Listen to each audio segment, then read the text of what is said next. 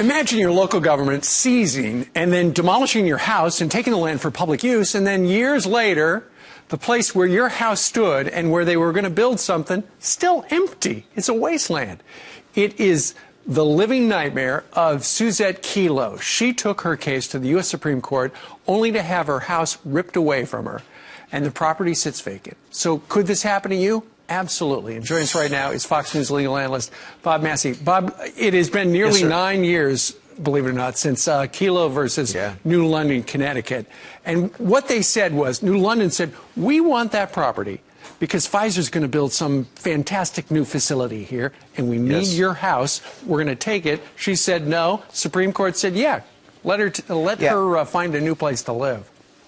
And the reason why we're talking about this today, Steve, is because this idea of eminent domain and what was envisioned by the Constitution surely was expanded by this decision several years ago in Kelo. But what we're finding now, we're finding that the government for years basically, or the lenders for years screwed a lot of homeowners in America. Now we're finding is many municipalities are going in for this use where they're saying, we're going to develop your area, we're going to build shopping centers, we're going to create jobs, when in fact it happens. But then the land sits vacant for years, so people lose their homes. Now, they get paid fair market value, but they didn't want it to happen for that reason. And as a result now, we're seeing it more and more. This idea of eminent domain and taking is upsetting Americans. You know, how many times over the last couple of years have you talked about how lenders were screwing homeowners? But now it's also the governments, because they're saying, okay, we're going to take your land. They take the land, and then sometimes they don't even develop it.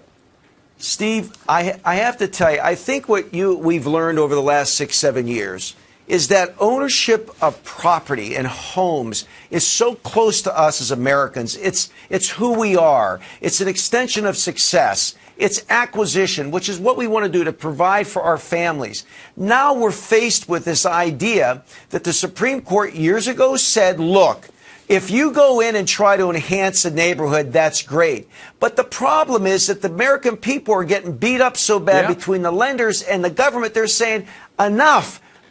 We had it in Las Vegas, Steve. We have an area downtown where they were supposed to come in. They sold up. And what it does, Steve, it creates a cronyism. Because if you have a friend that's a developer and you're involved in city council, and this happens, guess what? It could breed corruption because the intent behind the Constitution was public use for roads, for bridges, not necessarily for development. But the Supreme Court said yes if it enhances the community, when in fact it's not enhancing the communities. Right. And so one of the takeaways that Bob is bringing us today is, first of all, it could happen to anybody. It could happen to anybody who owns property.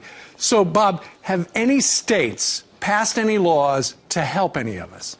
Yes, there are states, many states in our country have basically passed laws that says, look, you cannot abuse the right of taking of people's property. So the states have done their best to protect you and I as owners of property. It's just not homeowners, vacant property, things like that. The problem, Steve, is this is the law of the land, what the Supreme Court said. So the states could only do so much. Americans, you have the right to stand up for your rights, and you have the right to fight for this. But until that Supreme Court looks at it a different way, that's the concern for us as Americans, as homeowners and property owners. That is the worry. All right, Bob Massey joining us from Las Vegas. Bob, have a Merry Christmas. Okay, buddy. We'll see you before then, I hope. Oh, good. Excellent. Bob Massey bonus round next week.